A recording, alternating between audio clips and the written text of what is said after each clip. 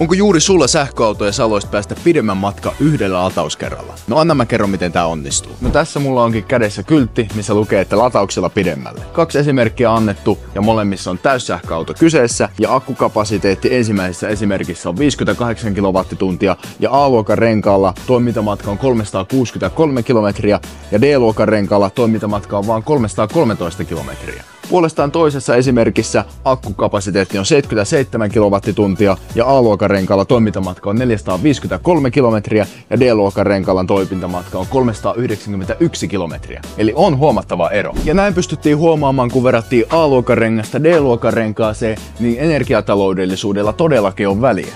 Ensimmäisessä esimerkissä toimintamatka nousi yli 50 kilometriä ja toisessa yli 62 kilometriä.